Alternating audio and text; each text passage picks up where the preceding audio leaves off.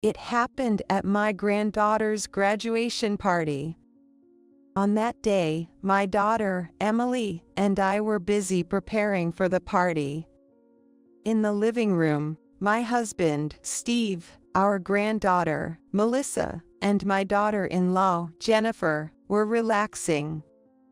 "Oh, it seems lively here." From the faint conversation between Melissa and Jennifer in the living room, I realized that she made a cake for us. Even though Jennifer was young, she was very thoughtful and kind to her niece, Melissa, whom she met only occasionally. For this graduation party, she even offered to cook herself. I was really happy about Jennifer's kindness. The next moment, however, What?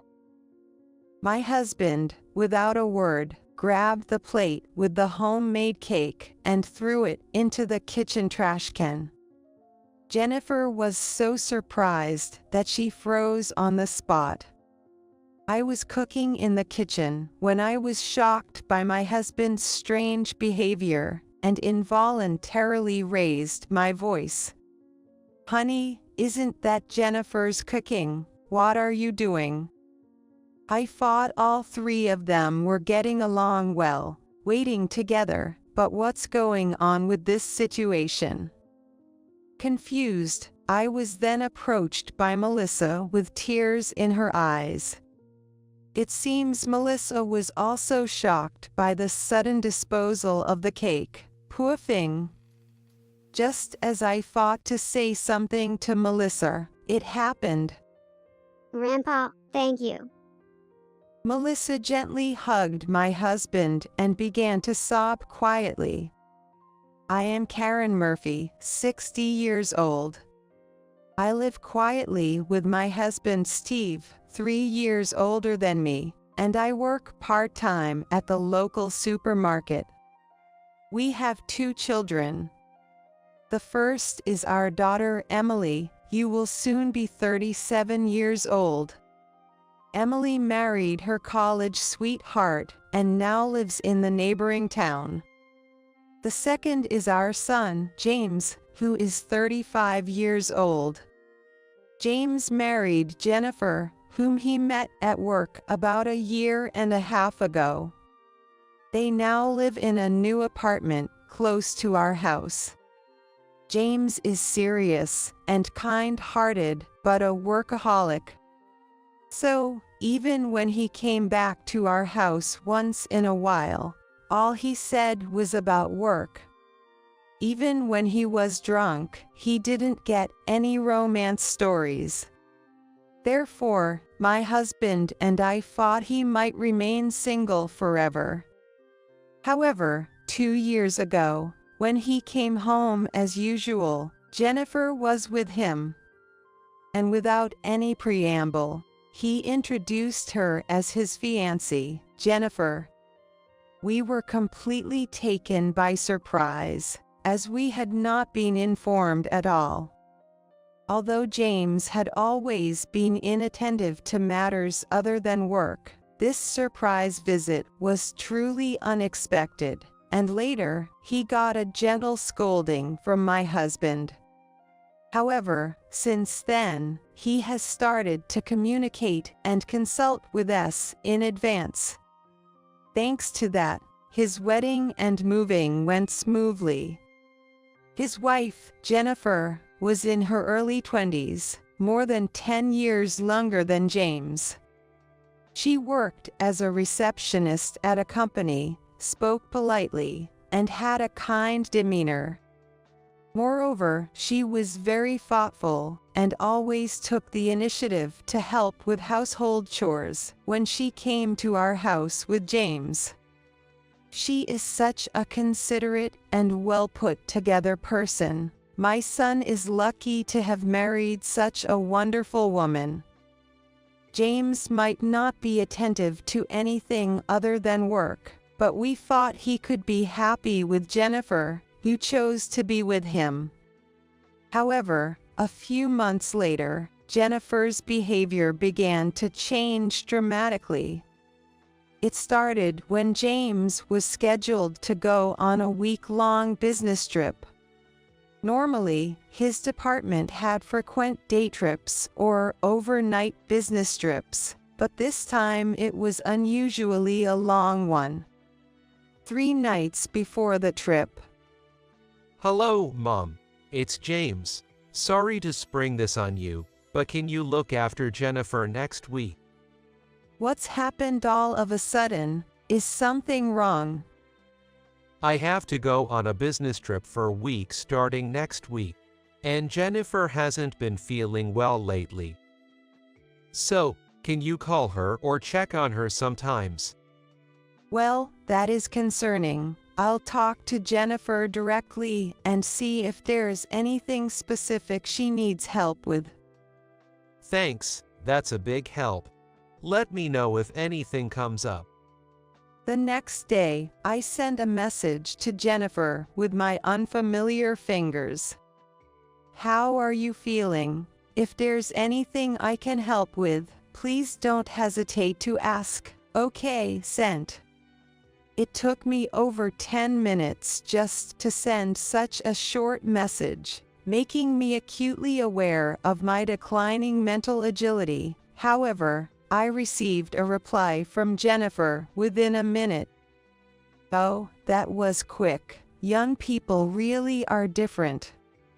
The message said that she was taking over the work of an employee who had retired, which made her incredibly busy. And although Jennifer wasn't originally good at housework, she had been managing with James's help. However, with James away for a week, she wrote that she was feeling anxious.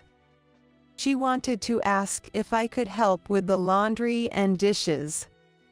When I first heard from James that Jennifer wasn't feeling well, I honestly thought she might be pregnant, and I was quite excited. But learning that wasn't the case left me a bit disappointed. Still, my daughter-in-law was clearly struggling. I spent another 10 minutes typing a response to let her know to ask if there was anything else I could do. Looking back, this might have been the start of it all. After this, Jennifer began to find reasons to ask me to do household chores, and even started requesting specific dishes for dinner. The frequency of these requests increased over time, and when James was away on business trips, she would stay at our house, acting almost like a guest, and never once offered to pay for the groceries for the meals she requested. Eventually, my husband and I started to feel that her lack of restraint was too much. Still, we continued to comply with Jennifer's requests, perhaps because she was a young bride and always excessively grateful for the help with housework and meals, making it hard for us to refuse her. Doing household chores and cooking can be tough when you're tired from work. And besides, she always takes photos of the food with her smartphone, which makes me think my presentation has improved. I guess I have Jennifer to thank for that. This is how I justified it to myself. Although Jennifer wasn't pregnant, we had our granddaughter Melissa, born to our daughter Emily and her husband. Being our first grandchild, Melissa was exceptionally kind and adorable. Of course, my husband was always so doting that Melissa is the apple of his eye. No, Grandpa, Melissa is already in elementary school. You can't do that, or you'll hurt your eyes. But I love you, Grandpa and Grandma. Melissa would say, endearingly indulging her grandpa's jokes. Perhaps sensing our feelings, Emily made a point of bringing Melissa to our house almost every weekend when they had no plans. My husband and I always looked forward to seeing Melissa. However, About 8 months ago, their weekend visits started to decrease significantly. At first, I thought it was just a matter of timing, but the positive responses never came. Is this separation from parents? No, because she's a grandchild. Maybe it's separation from grandparents. Maybe Melissa is just at a challenging age now. I felt an indescribable loneliness, but I accepted it as something inevitable. After all, it's not like we can't meet. We're not disliked, so that's fine. Truth be told, Melissa's behavior when she visited our home hadn't changed at all. In fact, she had become even more affectionate and proactive in helping with household chores. So, the decrease in her visits probably meant she was just going through a difficult age. Thus, our only joys became the once-a-month visits and phone calls with her. Over the phone, Melissa's voice was always cheerful, and she happily shared stories from school.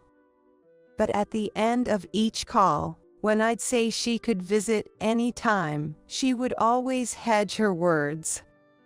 Each time, I felt a deeper sadness and loneliness than I had attributed to her just being at a difficult age.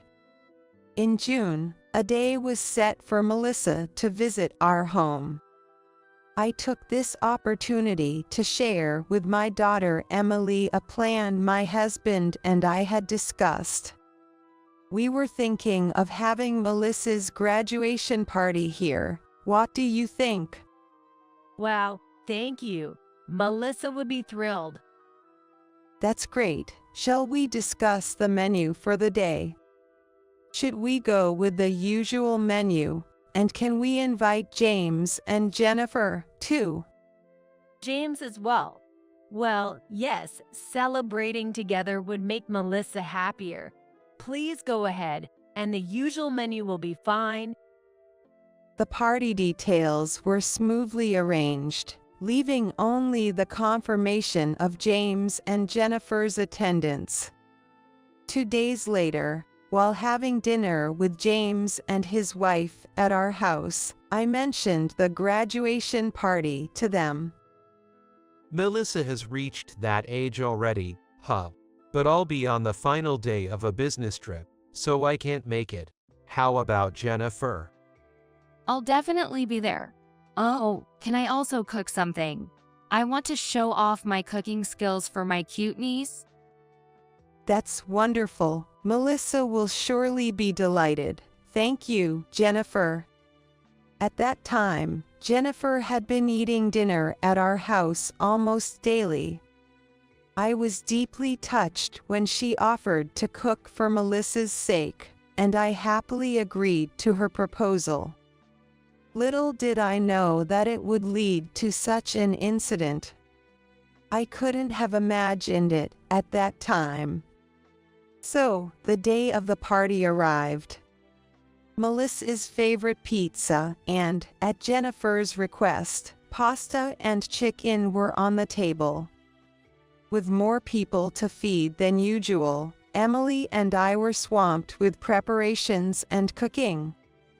Seeing us busy, Melissa came over to the kitchen and offered her help. Can I help with something?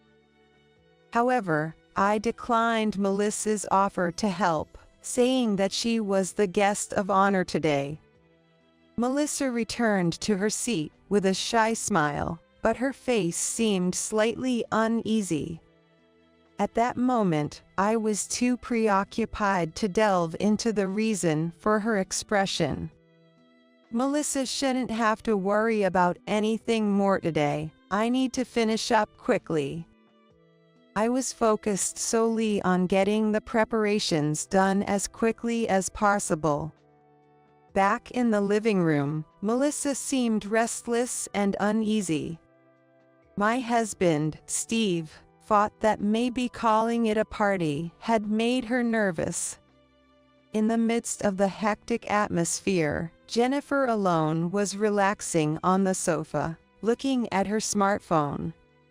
But when Melissa returned from the kitchen and took her seat, Jennifer said to her, Melissa, congratulations on your graduation. This is a celebration cake for me. Despite Emily and I still preparing the meal, Jennifer placed the box in front of Melissa. A celebration calls for a cake, right? I worked hard on it just for you, so please eat it all. As she opened the box, she urged Melissa to eat it right away.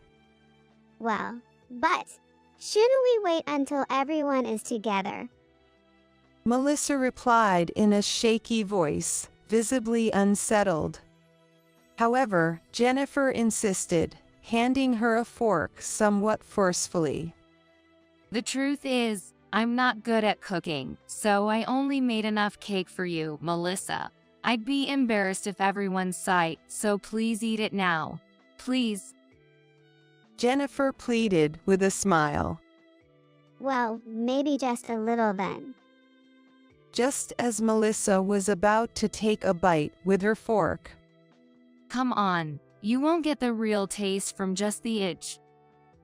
Jennifer said cheerfully, and then cut a piece from the middle of the cake, which was richer with cream. The middle part is creamier and tastier. Here, try this. As Jennifer pulled the plate closer to Melissa, my husband suddenly grabbed the plate with the cake and, without a word, threw it into the kitchen trash can. What? Jennifer was so surprised that she froze on the spot. I was cooking in the kitchen when I was shocked by my husband's strange behavior and involuntarily raised my voice. Honey, isn't that Jennifer's cooking? What are you doing? From the living room, I could barely hear the conversation and only knew that Jennifer was pushing her homemade cake on Melissa. I thought they were getting along well, but what is happening here? Amid my confusion, Melissa came to me with tears in her eyes. The cake was suddenly thrown away, and Melissa must be shocked too, poor thing. I was about to speak to her when she said, Grandpa, thank you.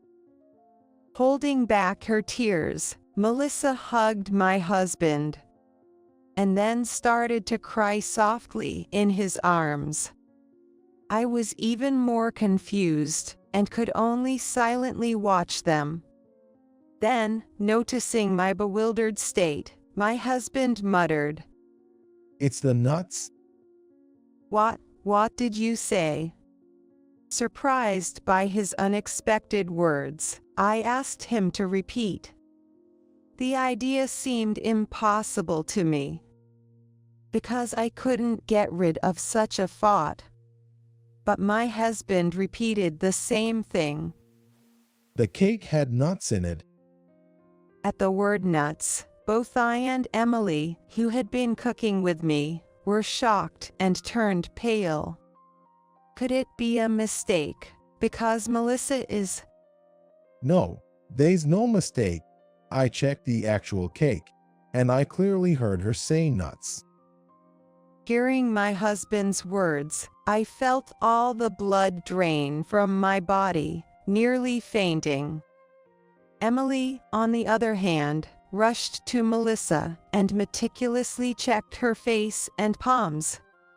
Melissa, you didn't eat it, did you? She asked desperately. I didn't eat it. Grandpa threw it away. Melissa said between sobs, reassuring Emily. Relieved, Emily exhaled deeply and gently embraced Melissa. The reason we were so frantic is that Melissa has a severe nut allergy. Melissa's nut allergy was discovered when she was just 9 months old. We were having a meal at our house that day. Melissa loved bread at the time, but we only had bread with nuts. After discussing it with Emily, we decided to let Melissa try a small bite as part of her weaning food. However, this decision would be something Emily and I regretted for a long time. Seconds after eating a bite of the nut-containing bread, Melissa's mouth area quickly turned red. Her breathing became rapid, as if she had a fever, and she became limp.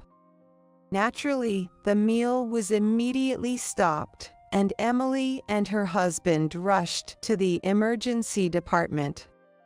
That was when we first learned of Melissa's severe nut allergy. Even now, recalling that moment makes my hands shake with fear. Since then, we made sure that no food containing nuts was kept in our house. Of course, Jennifer should have been informed about Melissa's nut allergy through James. Despite this, the idea of her serving a cake topped with nuts was beyond my imagination. Especially when Emily, Melissa's mother, was not watching. Just the thought of it sends chills down my spine. Cold stares from everyone were instantly directed at Jennifer. What have I done? I'm so sorry. It wasn't intentional. I didn't know about the allergy. I'm truly sorry. Jennifer sobbed and apologized. You didn't know. Didn't James tell you? It seemed impossible that James would forget to mention Melissa's allergy. Because at that time James was experiencing the same fear with us. Just as everyone's suspicion towards Jennifer intensified. Could that be a delivery at the door? The tense atmosphere was pierced by the sound of the doorbell. I'll get it. My husband said, quickly heading towards the entrance. From the door, I could faintly hear the voices of two men arguing. Is there some trouble? I wondered, and in the next moment, Melissa, are you okay? James, with a look of panic, rushed into the kitchen. Uncle James. Everyone was surprised by James's sudden appearance, as he had said he couldn't attend to his business trip, but Jennifer reacted differently. James, why? You said you weren't coming today. I rushed to finish my work so I could make it to the party. But more importantly, is it true that Melissa's food had nuts in it? What exactly happened here? James was clearly bewildered by the unusual situation at the party. To calm him down, my husband quietly explained what had happened. So, it seems Jennifer didn't know about Melissa's nut allergy and offered her the cake. And kind-hearted Melissa couldn't refuse and was about to take a bite, so I hastily threw the cake away. You're saying Jennifer didn't know? Did she really say that? Yes, she said she hadn't heard anything from you. That's impossible. I made a point of noting it in our shared memo, emphasizing that she has a nut allergy. Jennifer couldn't have been unaware. James then showed us the shared memo on his smartphone, which indeed mentioned the nut allergy. The cold stares of everyone turned back to Jennifer. I always top my cakes with nuts out of habit. I might not have paid proper attention to the memo. I was so focused on cooking. It wasn't intentional. Jennifer started to make tearful, strained excuses, sounding almost like a child. No one seemed convinced by her explanation. However, my husband, James, and I didn't blame her further. Although it wasn't a mistake that could be easily forgiven, fortunately, Melissa hadn't eaten the nuts. We felt it was enough if Jennifer would be more careful in the future. However, only Emily didn't think so. I can tell everything now, right? Emily said, and Melissa nodded firmly, albeit with a hint of confusion. The exchange left us puzzled. What's going to happen this time? An incomprehensible uneasiness was weighing on the air. Jennifer, it's not just about the allergy, is it? You've been doing terrible things to Melissa behind our backs, haven't you? What are you talking about? You've answered Melissa's calls multiple times when you were here, haven't you? And each time you told her not to come here, or you threw away the letter she sent, right? Stop it. That's absurd. I apologize for the nut incident, but don't make me out to be the villain. Steve, Karen, I didn't do any of that. It's the truth. Jennifer retorted, her demeanor becoming defensive.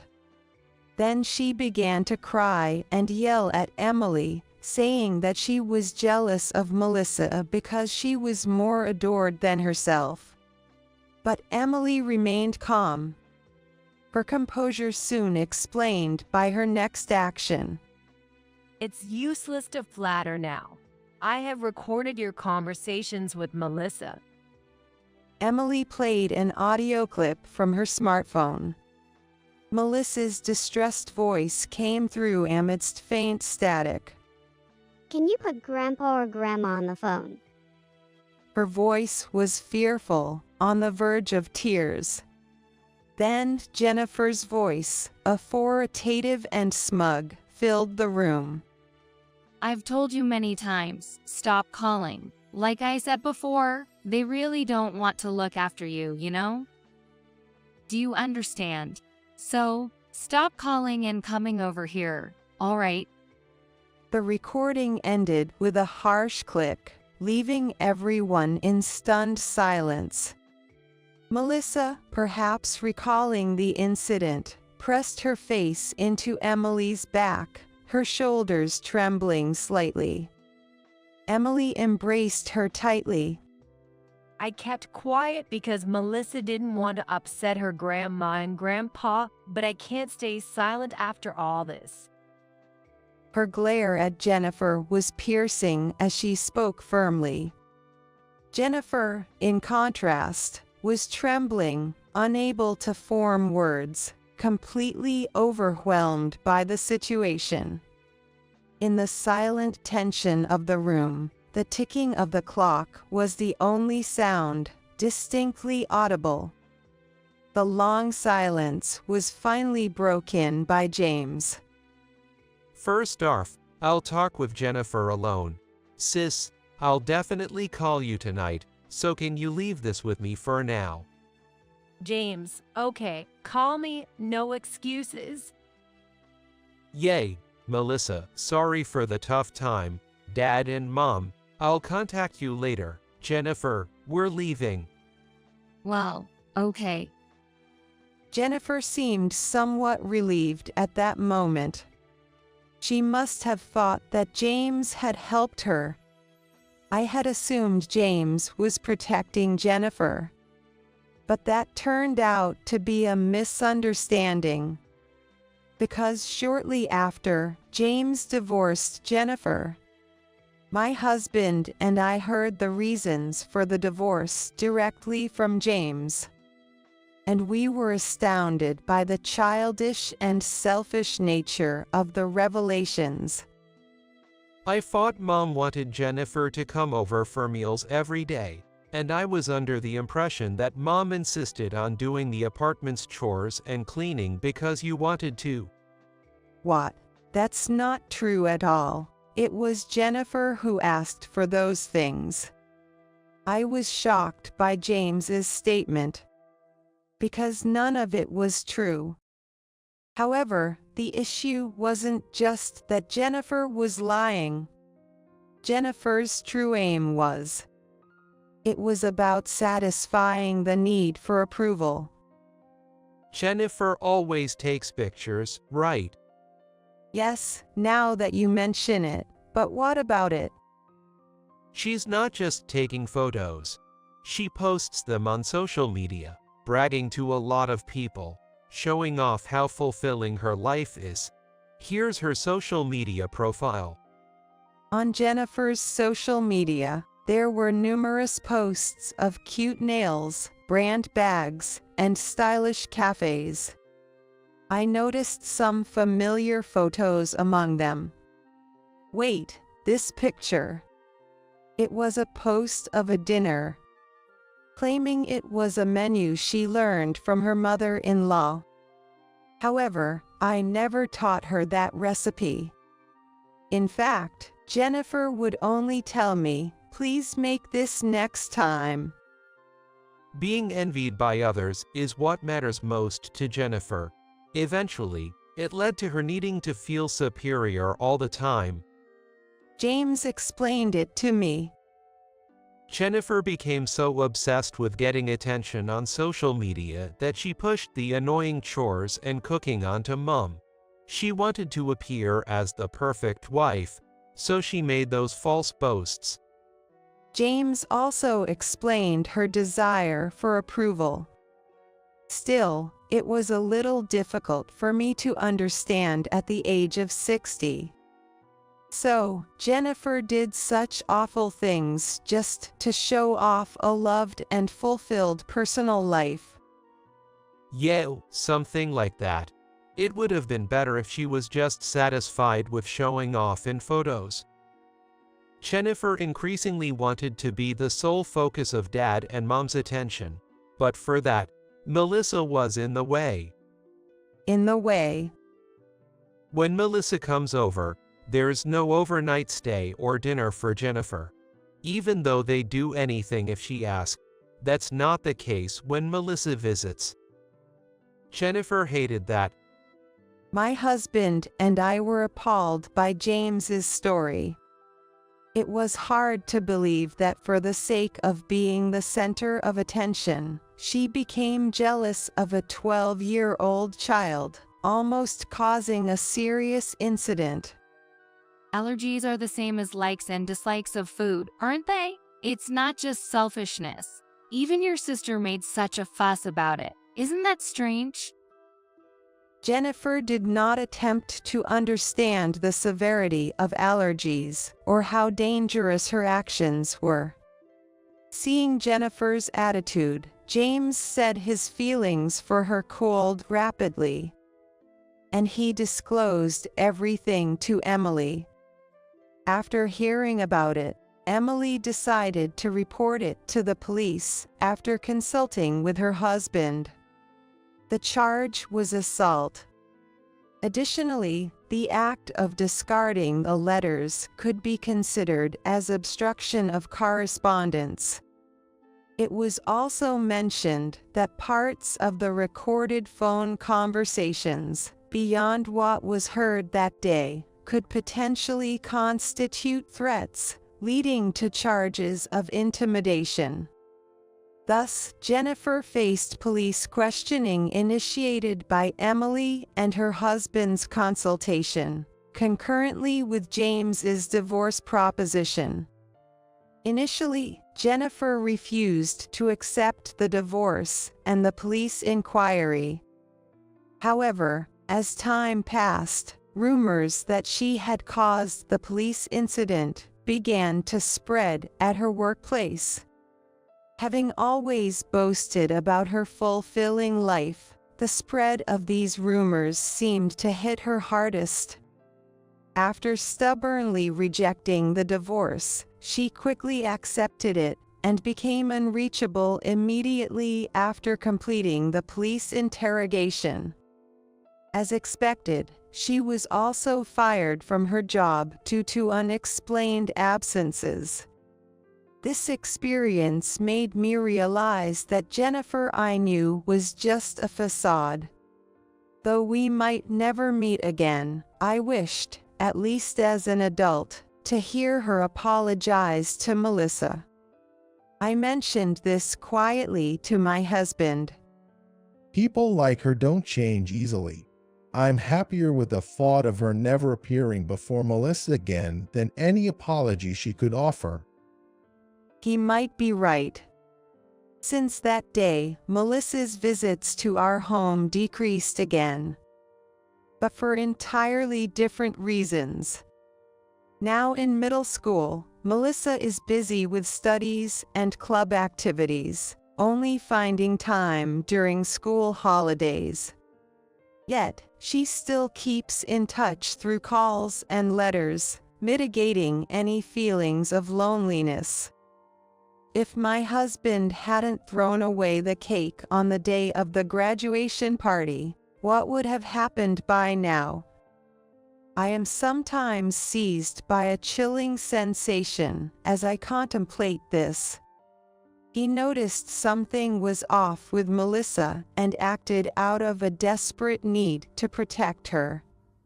Thanks to his actions, Melissa can still go to school with a smile today. I'd like to learn from my husband and be able to protect Melissa's smile and future. I'm secretly thinking so.